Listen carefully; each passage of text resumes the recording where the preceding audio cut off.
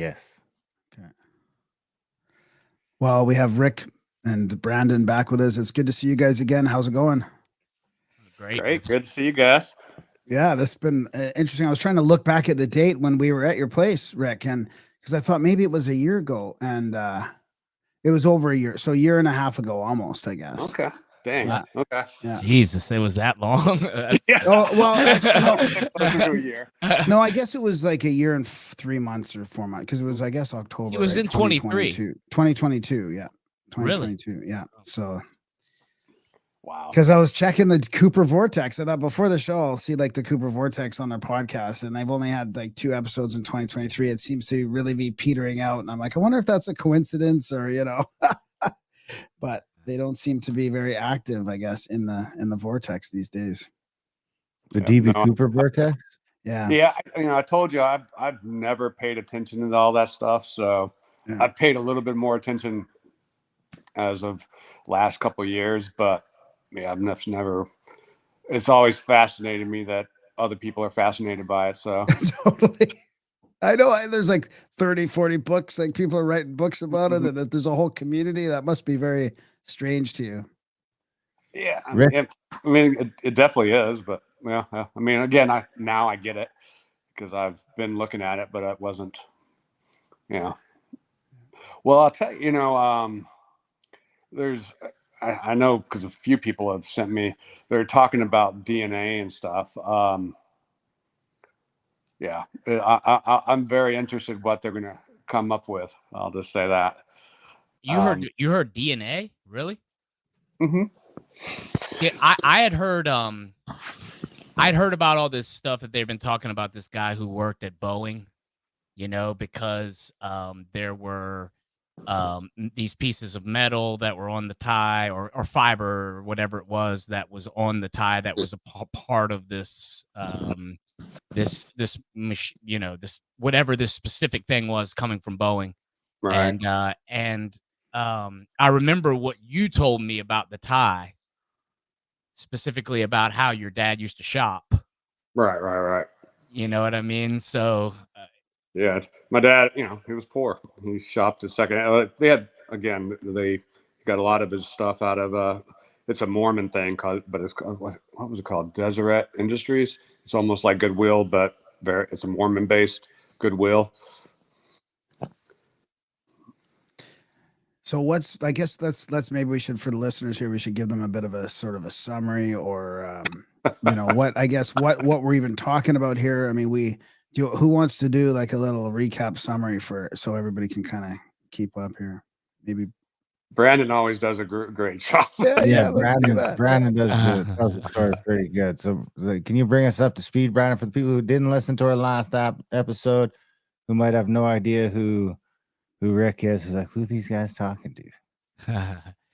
Can y'all see that on the screen or not? I have something pulled up. No, we can't. Okay, all right, that's great. You gotta click something else, and it'll show up, and we can attach it to the. It's totally fine. I can use it as a cheat sheet. Okay. Okay. So where do we start? Are we talking about DB or are we talking about Richard McCoy? I mean, it's one and the same, right? But at the same time, DB Definitely Cooper, different stories in some way.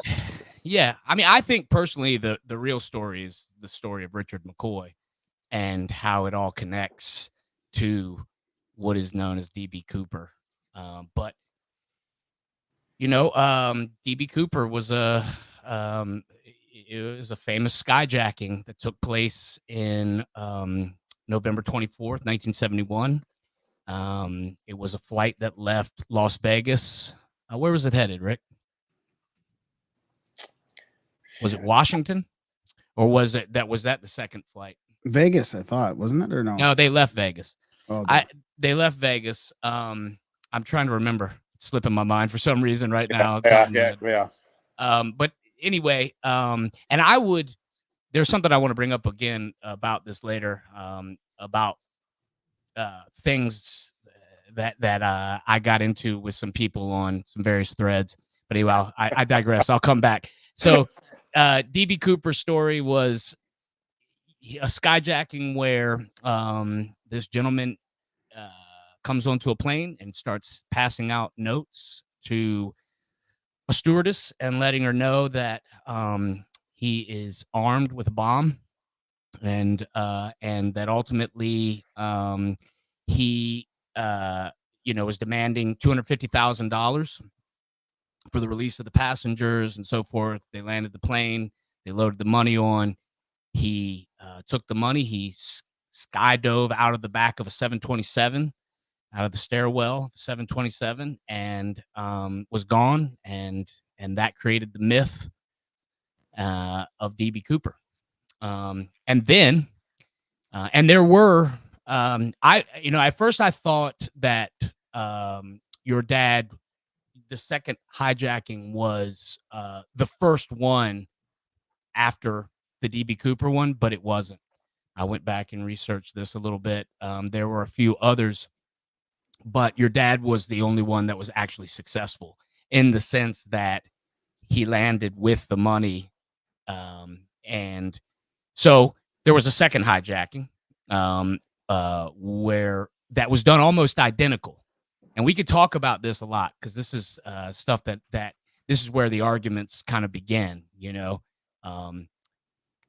Your dad was in school at the time, right, at BYU, Yep. and he was studying he wanted to be law enforcement, right? So there was it the FBI or was it local, like, I law think enforcement? I believe it was more like he wanted to be like a state trooper and fly helicopters for the local state troopers in Utah. Right. So he when he did the second hijacking, or the hijacking that he's known for by name, Right. he actually landed, got the money in, and then there were things that happened where he was turned in, basically. Yeah. And so that created a whole another story. And then, of course, what we believe is that the FBI at that time 100% believed that he was DB Cooper. And we have a lot of footage of different people talking about it. The man who actually shot and killed your father, being one of them, and what he said on film, which aligns with what we're saying. I mean, I could go on forever. Where do you want me to end this recap? I think I'll sort of just jump in here and say, please, that we got together with Rick. Rick and Brandon invited Darren and I out to do, we did an interview with Rick about the whole story. So I think that was the first time when, Rick, you'd really talked publicly about it, I think. And it was really emotional. It was very heartfelt. I mean, we all had, it was a good couple hours of just going through all the details about your dad and his history, and then about the case, and about just, why people believe certain things about the whole case, and other aspects, other details of it. And Dan Greider was also there at the time. We should give a shout out to Dan Greider, who is like he's been researching this for decades, and he's kind of the one that pulled a lot of the evidence together for the greater public, that sort of people have been looking for, the parachute, other things like that, the log books and the parachute, to sort of try and prove that this was your dad. So Dan is the one that is one of the few researchers that didn't just follow what the FBI said and said, oh no, it's not Rick McCoy. It's, the FBI kind of let all these other theories flourish during the last couple decades. So that was our we had Dan on the show too to talk about it. That's on our old other podcast, episode 569. And then our episode with you guys was episode 577 on our other show, Grimerica, straightup.ca. So if people want to go back for deeper sort of context about the whole thing. So now it's been a year and a few months. And I guess maybe we can just say what's been happening since then. Did you get any feedback from I guess the community? I mean, I know Dan, Dan was pretty excited about the whole thing. All right. I'm gonna kind of let you guys know something. So breaking news. breaking news. I know you know this, but I have been in contact with the FBI. I've had interviews. I've given evidence. And the big one is they've got my DNA, which is insane that I allowed this, but they were going to get it anyway. Oh, yeah, they'll find, yeah. Yeah, crazy thing. Just recently, I just was showing somebody on my dad's Wikipedia page. I don't know if you guys seen this.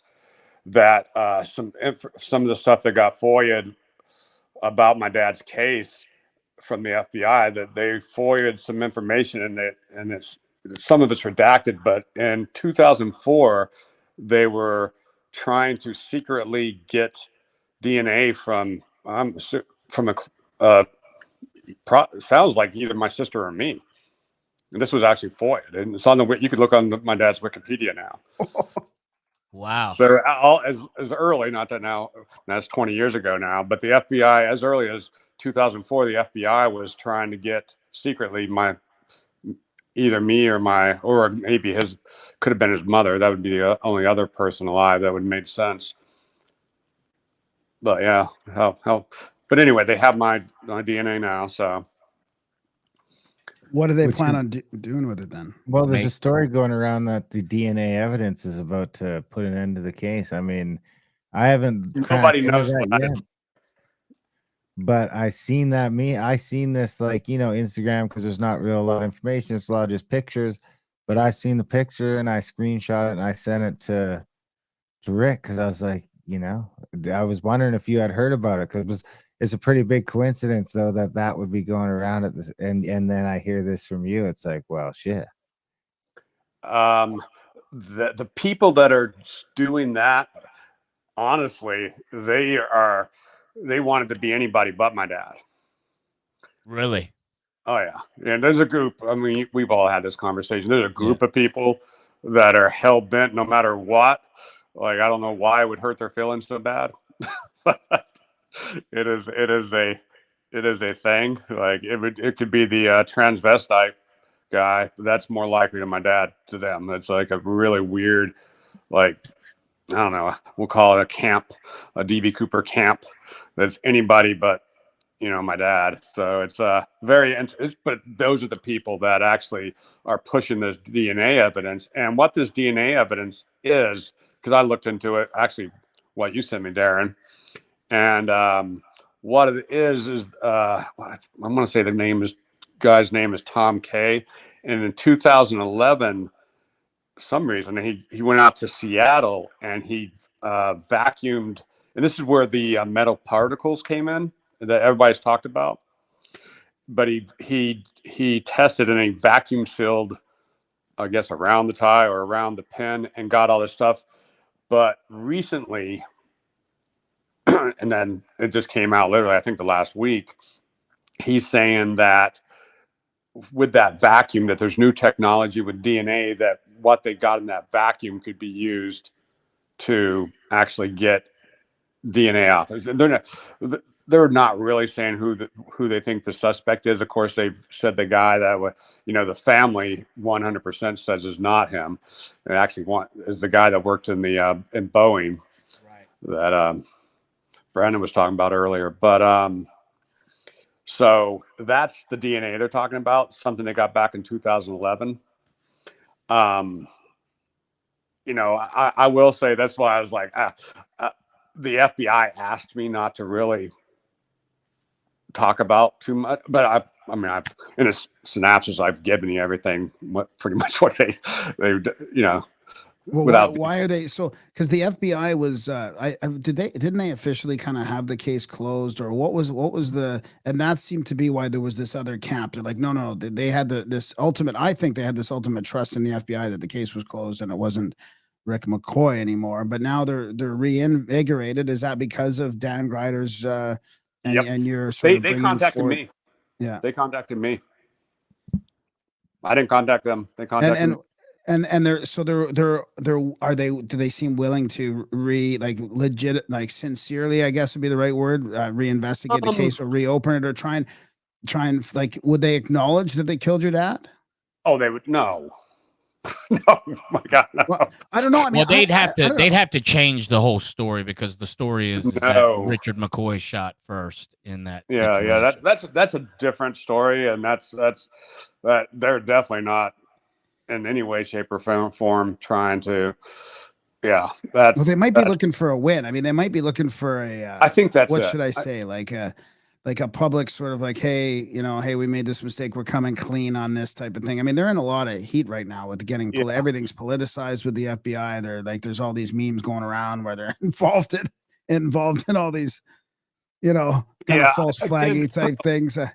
A win would be solving the DB Cooper. That nothing else. No, there's no other wins, especially when it comes to my dad. But then if they said it was your dad, then they have to come to terms with who your dad is. Oh yeah, for sure. So again, this is they literally said I could, they asked me as a favor not to talk, and I've kept quiet, and I don't know what it's. The big thing is one of the things I've heard on the forums or whatever they call them, if there was the McCoys, they wouldn't give up but they won't give up their DNA. No, I did. And I'm a privacy guy. So like the idea of it almost makes me sick to my stomach. Anyway. Yeah, but I agree with you, man. They're going to get it anyways. If they really wanted it, they could get it. Yeah. I mean, it's not hard these days to have somebody sneak in and do something and grab your So I did it, and I mean, literally, this is the third time I met with them. They're like, "Do you want this solved?" And I'm just like, "Yeah." And they're like, "Well, there's one other thing you could do." And I was like, "What's that?" And they're like, "Give us your DNA." I'm like, "All right." I said, "Give me a minute." I literally had to think on it. It wasn't immediate. Yes. So what does your DNA do exactly? I mean, so they've tried to explain this to me. They're not even sure. Here's what's so crazy about all that. I'm talking again. I feel not that I'm betraying it. It's funny. I'm trying to defend the FBI, but I give my word. I give my word. And by that, I'm not really going public with this, but they're saying like they have everything's super contaminated, and obviously why did they contact me? Wasn't my story, wasn't anything they wanted. It was the parachute. And they're hoping to find DNA on the parachute that matches your DNA then. Not matches yours, but that they can track back to like being your dad. No, they have no, the DNA really doesn't have anything to do with the parachute either, because I mean, that was my dad's parachute. I mean, it was in my dad's things. My dad's DNA is on that. Right. So that is what it is. That parachute, as we discussed in the last podcast, is essentially one of a kind. And if it matches, they just wanted to match it up to, because essentially, they have records that nobody's been able to FOIA. Like, let's just be honest. And and it's been quite a few months, and I haven't hounded them. I called them. I think the last time I called them was right after the anniversary. So that'd be a couple months ago then, in 2023. Yeah. Beginning of December. And they just said they had, the only thing I got was they had a parachute expert looking at it, and nothing had popped off. Like they hadn't gone to the DNA stuff yet. But this totally makes sense. So it's at the lab in Quantico. Everything's there. And they're like, there's some people that wanted to move through, but there's real crimes that need to be solved right now. I mean, there's real child sex trafficking cases. There are people's lives are on the line at this very second. All the fuck shit that's out there, and they're like, for a cold case, it'll get moved along quickly, but it's a cold case. Yeah, that makes sense. So and then the other part of this is you gave them that, like you actually let them have that material, Yeah, the parachute and the logbooks, right? Yeah. Yeah. Yeah. Yeah, and I have the receipt, and I'm supposedly supposed to get everything back. Are they supposed to inspect the stitching, because this was a modified parachute, like you said, it was one of a kind? So are they going to verify the the authenticity or the age of the stitching or something like that? Yeah, that's the stuff they're going to be doing with the parachute, is essentially authenticating it to the description, including, I guess figuring out the age of the stitching, the modifications made, all that stuff. Yeah. So, and they all, so I gave them the logbooks, which obviously we discussed lines up with all the practice jumps up until the Thanksgiving jump. Yeah, the Thanksgiving jump, and then to the April jump, and everything lines up along with the logbook from Larry Patterson, his jump instructor. And I also gave him and we're not even sure if the canopy, because it was all cut up, is part of it, but as well. So they have everything. What they're, everything I got from them, they're going to tell me what they're going to tell me. I take it with a grain of salt, but essentially it would be a win for them, but they're going to be super thorough, which I appreciate. And yeah, this is the scoop. Yeah, exactly. How long have they had it?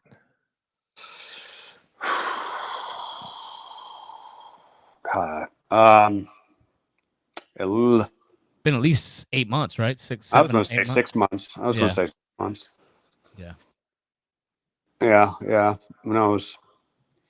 Interesting. I think I just want to read this thing out of the chat here before we get too far down, because this is from Frightening Me. Just got here, but Epstein's plane was the same type, a 727 with a rear deployable staircase under 10,000 feet.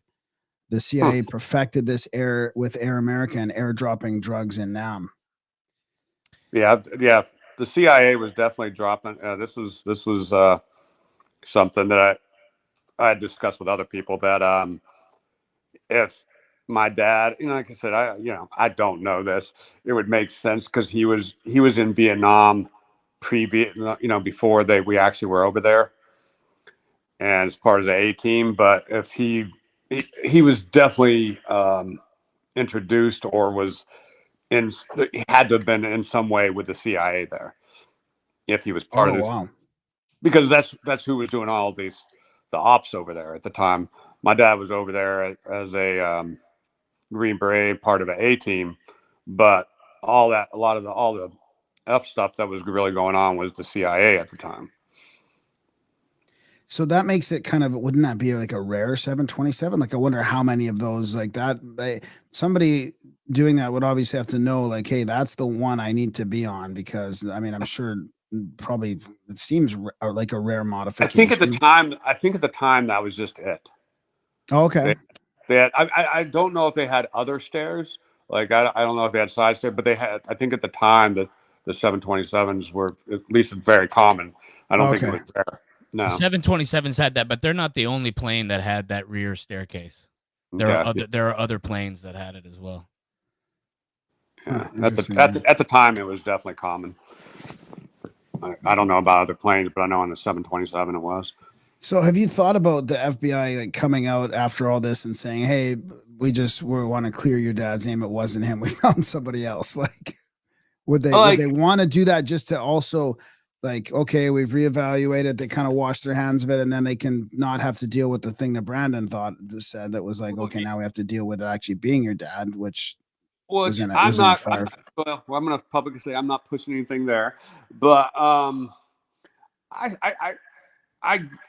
I get that. I mean, I do believe, and we that they want to be thorough in this, because it would be a big deal.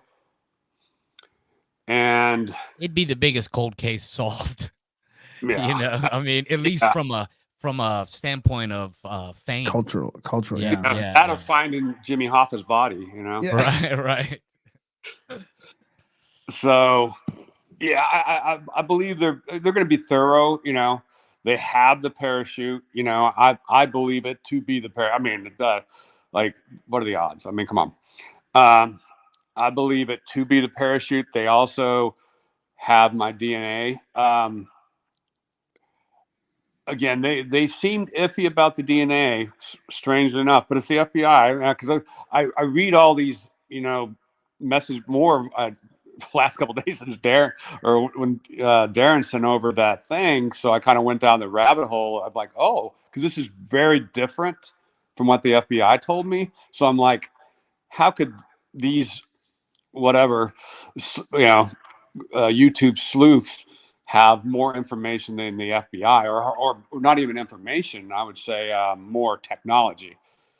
So I find that reading what people are saying and stuff, I have no way to know truth or not, but I find it very interesting that they could find out something the FBI could not, especially up at their labs in Quantica. So You don't think Reddit? You don't think the Reddit guys have more info? I mean, that blows my mind. Reddit or the FBI? I don't know. Well, I probably trust Reddit more, but in this circumstance, I mean, here's the reality, and this is kind of has been the catch-22 of this whole thing. Like, everybody hangs their hat on a couple things to disprove my father, and one is just the FBI. Well, the FBI said this, the FBI said this, and in the same breath, well, we can't trust the FBI, so it has to be this. So it's pretty well, it's humorous to me, the naysayers, what they use, and then contradict themselves with their suspect going exactly against what they say. But yeah, I like, let's just hypothetically, I you know, obviously we wouldn't even be having this conversation. I believe 100% it was my dad. Let's just hypothetically, they had a way of proving it wasn't. But I'd have to, like, I don't, especially with the parachute, I just don't see it being anything else. I don't think they're going to come up with any other conclusion. And how do they come up with another conclusion with the parachute? Yeah, Like, as long as parachute. I guess as long as you know that the parachute wasn't planted, I guess that's the main, you know. Yeah, and they, and of course, the good thing about that was the guy that lived there, which is on that property, which had 1,000 no connection to anything except paying my grandmother or my cousin rent because he bought his trailer. Like, he saw it, actually took Dan to it. Dan didn't totally find it by himself. He actually directed him to it and has seen it there for, 10, 15 years. So, fortunately, that guy is actually very key to this. And I know the FBI was going to interview him. Right. Wow. That poor guy witnessed an amazing discovery. Yeah. Yeah. His name's Paul. But yeah. You touched on your dad being a Green Beret. Can we kind of go through, because we went through it on our other show. I don't know what the crossover is. There's definitely a lot of people, probably a good chunk of the audience that hasn't listened to that show. But can we just sort of touch on your dad's military career to just sort of highlight why he was sort of the perfect guy for the job? Yeah. I will say this, and I think I told you at the time, I think Darren, man, you did such a great job at the end of that thing, and did beautiful tribute to my father. Like, yeah, if I did, I'm pretty sure I thanked you then, but thank you again. And honestly, some of the stuff you brought up, I didn't even know. I never heard or seen, so that was pretty cool. Yeah, my dad, I mean, he's there's good and bad in everybody, I guess, and he's the perfect example of that, and outside of I guess for lack of a better word, a master criminal. He was American war hero and highly trained, and obviously was not afraid of pretty much anything. And that ended up, I guess, being his downfall.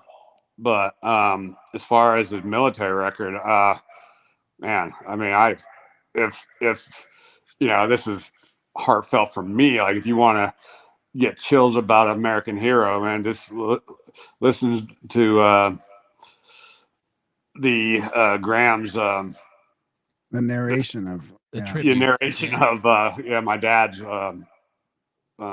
medals and awards. It's pretty crazy. I would be happy if my dad was just remembered for that, to be honest, because the written accommodations and stuff are just, they're almost chilling, at least to me. And I think I can separate myself from my dad and just thinking, what a badass. Yeah. Oh yeah, it was incredible. Brandon did a great job reading it live too. Cold readed it live. I mean, cold read live. I mean, that was fantastic. Well, in the episode. And then I just took all the attachments that we got from it and just read them all. Okay. So yeah. There's some stuff I don't think I had heard before that you brought up. I can't think now because it's been a minute. Yeah. And that's what I was like, man, you did some more research, because there's some stuff that Brandon did read live. I'm pretty sure that I don't know where you got it from. I think it was from your sister, actually. It was just part of all those attachments and all the Okay. Well, if we can just get Taylor Sheridan behind this, it's a TV show. It's the greatest TV show that's ever. I was just watching some of that. 1893 show is fantastic. I just watched that. I just watched it. Fantastic, dude. And he's the perfect guy. He's a cowboy. Yeah, your dad was an outlaw. He was a cowboy, but he was also a man of God, and he believed, he believed in what he was doing, as far as committing himself to sacrifice for his country. I mean, what an absolute crazy thing to do when you're 20 years old, or whatever. I mean, so young and willing, and those papers, which are military papers, so coming out and explaining some of those missions, man, that's some of the most powerful read stuff that I've ever seen, or, I mean, it's just amazing what he did during that time. Yeah. I mean, again, it's part of the story, no matter where it goes, because it made him who he became, right? I'm pretty sure we discussed this, but we're discussing whatever from back before. But back then, the guys that came back from war, outside of it was an unpopular war, they were treated like shit. They were given no help. Like, suck it up, Buttercup. No matter what kind of shit they went through, there was no, I don't even know if the term, there was no diagnosis of PTSD. Yeah, there was no PTSD. There was no, I mean, you'd hear about Vietnam vets doing crazy stuff or turning to alcoholics or whatever, but it was just, almost looked upon as they were weak. But they, these men, if they made it out alive, saw, multiple buddies killed, and had to kill people, take lives. It's not, nowadays, people go to a war zone, maybe didn't even shoot anybody, and they got PTSD. But back then, no matter what you went through, there was no diagnosis, there was no help, and you just went back to life. But I don't think you can go back to life. Yeah, exactly. Here they are right here. Here's all the documents right here for people just to take a quick. These are like official Department of the Army Headquarters, 9th Infantry Division, award of the Distinguished Flying Cross, the direction of the President, the Air Medal. That's the basic through the 4th Oak Leaf Cluster. This is another letter here, like a commendation letter about the FBI, all his records, reports. I mean, it's there was this school thing that he did too about this is an amazing, right? This is the one Brandon read there. Yeah, that was yeah. I mean, when Brandon was reading that, yeah, just thinking about Brandon, was getting me chills. Yeah. But yeah. Imagine the story. I mean, imagine the book with all these war stories, and then the difficulties. Like you said, there was no support for the vets when they came back, and then he decided to do this, and then there's the whole aftermath of after that main hijack. I mean, yeah, I Brandon and I talk about like how to make a screenplay out of it. Like we're just sort of back and forth, and I, I don't even know what would be the best way to do it. Like, do you start off with a jump and then you could go back into the backstories? I mean, but you could piece all this together into an amazing series. And I'm not saying that for fame, but for like telling the amazing all together story of your dad. Right. Yeah, I don't know where you'd start it. Obviously. Yeah. People need to remember it was 2 jumps, right? So we're talking about the 1 jump. Nobody gets caught. When he does the second jump and he does the second jump, he doesn't get caught right away. He goes on the lam and they eventually catch him and shoot him. He searched for himself. Well, you're skipping because he actually broke out of a maximum federal penitentiary. You know what I mean? Like, and then the only person to. Yeah, the only person to, right? And then went on the run for a while.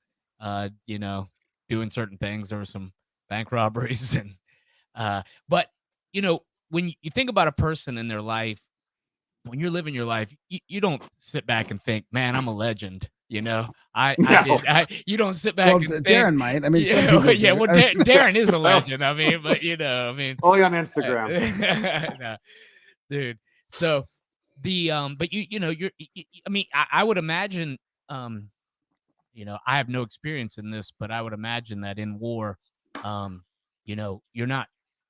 your mindset is you're not thinking about, I'm creating this legend. I'm doing these legendary acts. You're just living and just doing in the moment, and you're a part of something that is occurring. And, so it's only in retrospect that we can go back and look at this as people who weren't even him, obviously. And was DB Cooper even like a household name at the time of the second jump? Like, was there a cult phenomenon behind it already? Yeah. Oh yeah. It happened fairly quick after the first jump, didn't it? I mean, but everybody tries to make DB Cooper like he was so smooth. Like there was just, and so when they do a comparison to the stories that are written about the second jump, they say, oh, well, your dad, and Richard McCoy, he wasn't together like DB Cooper. He had been studying DB Cooper because he was studying airline hijackings, and he wanted to, as a part of his schooling, and which I just like, to me, all of this points to him. I mean, to him being the fact that he was in Vegas. I mean, there are gas station receipts.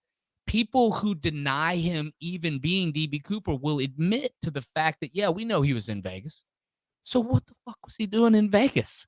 What is this Mormon? What is this broke Mormon doing in Vegas? It doesn't make any Thanksgiving. sense. Yeah, on Thanksgiving, which, to be honest, we know that the reason he was there at Thanksgiving and at Easter was because he was a good student. He didn't want to miss school. And these are the stories that make a great book, that make a great television series, man. That makes something like, that make this so worthwhile to be told, because he was just a real dude who, DB Cooper wasn't so smooth. I don't think so. I think he was pulling it off, and it was excellent how he did it. But I mean, but you have this camp that says, oh, he kept the money or he didn't keep the money. They found parts of the money, you know what I mean? But the real story is what? He didn't land with the money the first time.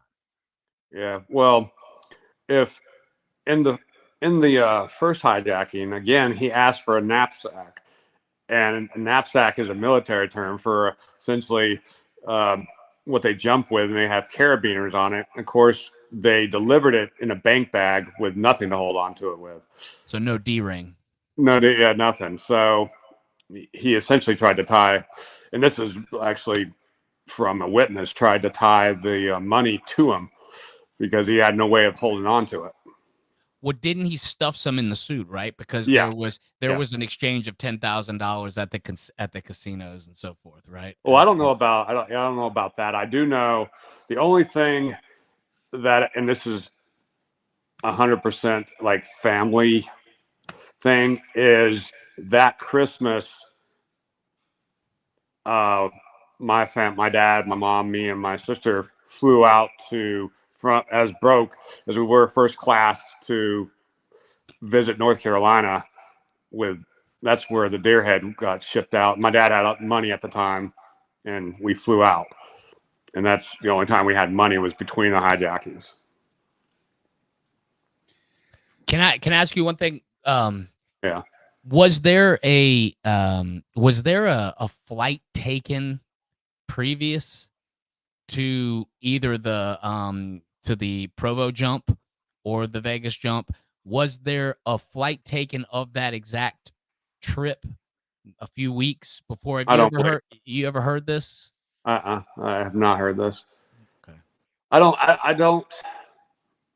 Again, I mean, my dad flew. I mean, obviously, he was flying. He was a pilot. He was fixed wing and a helicopter pilot. But how familiar he was with commercial airlines outside of 727, I'm not super sure. I don't know. Well, I know when he flew from Vietnam. I mean, the story my mother was, he was on a commercial airliner, and the reason he would get on a military base or get on wherever he's coming from, and he would always change out of his uniform flying back in the United States because they'd spit on him. They'd spit on military guys, and I know they even do that with commercial airlines. Like, who's they? The people that just the public? What's that? Who's they? The public? Yeah. He said that was a thing back then. There would be objectors that would see people in uniform and essentially attack them, being like with the whole anti-war peace movement, like anti-Trumpers do now. Like they want to cancel them. It's like they call them baby killers and spit on them. Yeah, like they wanted to be there. Yeah. Yeah, right. People willing to do things versus people who like absolutely have to do things. Yeah. Speaking of books, didn't your grandma buy up the rights to that one book that really pointed to your dad as being D.B. Cooper? No, my mother sued. My mother sued and got the rights.